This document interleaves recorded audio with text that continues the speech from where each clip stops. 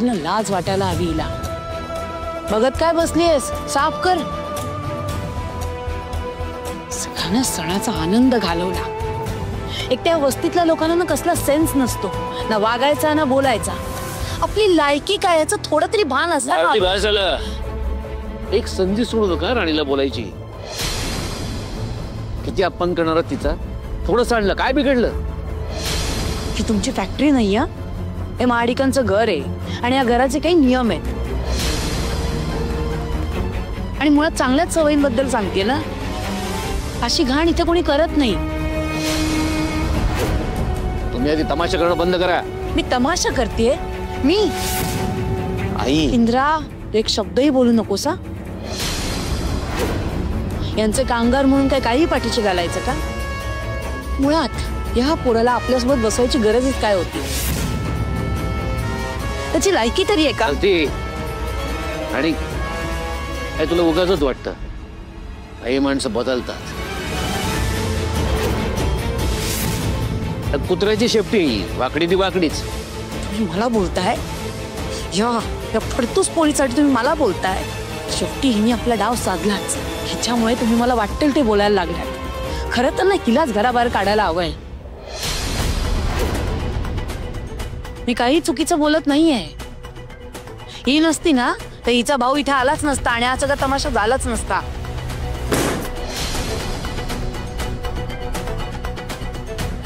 मालती राणी तुम्हाला आवडत नाही माहितीये मला, म्हणून तिचा पदर पेटला असताना तुम्ही बघत राहिलात, बरोबर ना?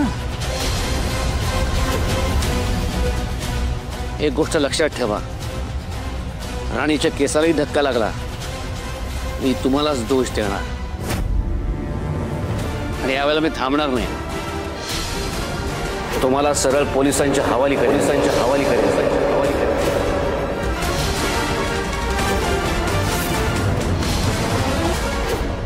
भाऊजी आवाज का बोलताय तुम्ही? मी योग्य तेच बोलतोय. तुम्ही एक मिनिट राणी, मला कोणाला कळलं नसेल तर पुन्हा एकदा समजावून सांगतो. यापुढे राणीला काहीही झालं तरी मालती जबाबदार असतील. सतत सगळ्यांसमोर मला बोलून ना माझा अपमान करताय. मान मिळाला तसं वागावं लागतं, उगाच मान मिळत नाही. काय चुकीचं वागले हो मी? या घरासाठी इतकी वर्ष जे जे करता आलं ते सगळं केलं मी. का? त्याचं हे फळ मिळावं म्हणून. ह्याचा विचार आधी करायचा असतो मालती.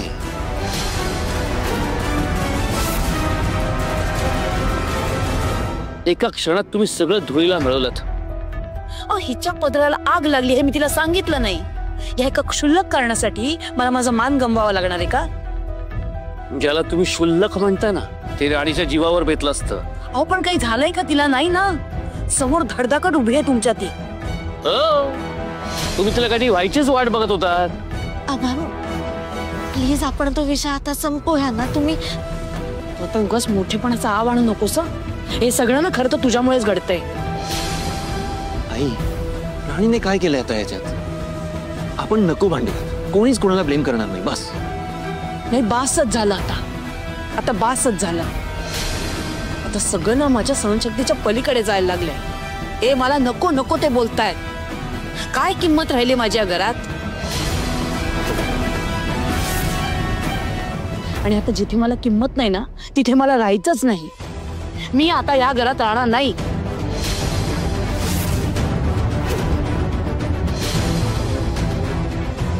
मम्मा तू असं एकदम टोकाचं का बोलतेस? आई आपण ना शांतपणे बोलून सगळे सॉल्व्ह करूया ना. ते आता शक्य नाही इंद्रा. तसे ये मला हाताला धरून घराच्या बाहेर काढतच होते ना. आता माझी इच्छा राहिलेली नाही इथे राहायची.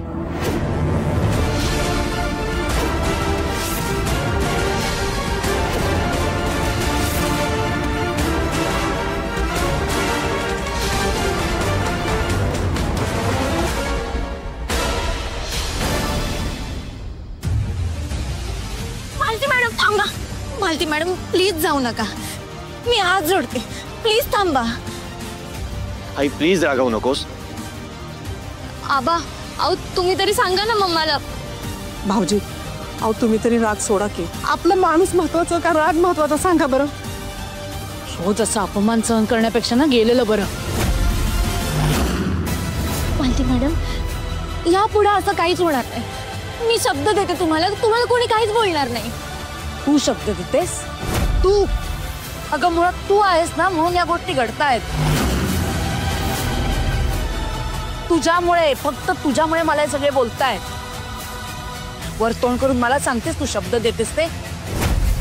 माझ्या ना लक्षात येतंय हे सगळे बोलतायत म्हटल्यावर तुला आनंद होत असेल ना. हाच तर प्लॅन आहे तुझा. रोज तुझ्या समोर माझा अपमान व्हावा म्हणून आता हे थांबवण्याचं नाटक करतेस ना मला. हेच हवंय ना तुला. तुझ्यासाठी आबा मला बोलतायत म्हटल्यावर तर काय आनंदाच्या उकळ्या फुटत असतील तुला. आई प्लीज शांत हो. आणि राणी म्हणते ना ती तुझा अपमान कधीच होऊ देणार नाही. आई मी प्रॉमिस करतो असं पुन्हा कधीच होणार नाही प्लीज. हो का पुन्हा असं नाही होणार. काय करणार आहे ही हा. म्हणजे आता हिच्या सांगण्यावरनं हे माझ्याशी नीट बोलणार आहेत. म्हणजे माझ्या शब्दांना माझ्या इथे असण्याला काहीच किंमत नाही का. मालती मॅडम असं काहीच नाहीये. आई प्लीज जो काही गैरसमज झाला असेल ना तो आपण बोलून बसून शांतपणे मिटवू ना. गैरसमज माझा झालेला नाहीये तुझ्या आबांचा झालाय. त्यांना कळत नाहीये आपलं कोण आहे परक कोण आहे. सगळं व्यवस्थित कळतंय मालती. आबा तुम्ही तरी शांत व्हा. ऐकून घ्या प्लीज. तुम्ही तरी म्हणजे काय म्हणायचंय काय तुला. म्हणजे मी हट्टी आहे मी ऐकत नाही हेच सांगायचंय का तुला. हेच सिद्ध करायचंय का. मी का बोलत बसले इथे. मला ना नाही थांबायचंय.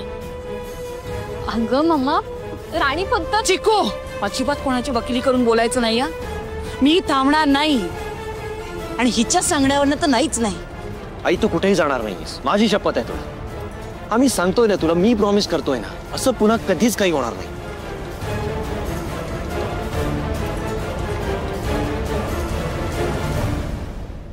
कोणी काही म्हणू दे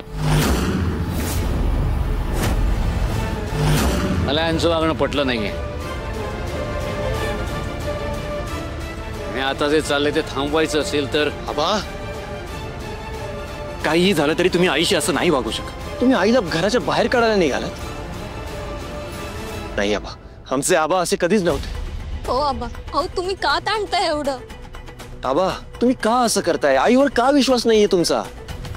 विश्वास इंद्रा माझा स्वतःपेक्षा जास्त ह्यांच्यावरती विश्वास होता.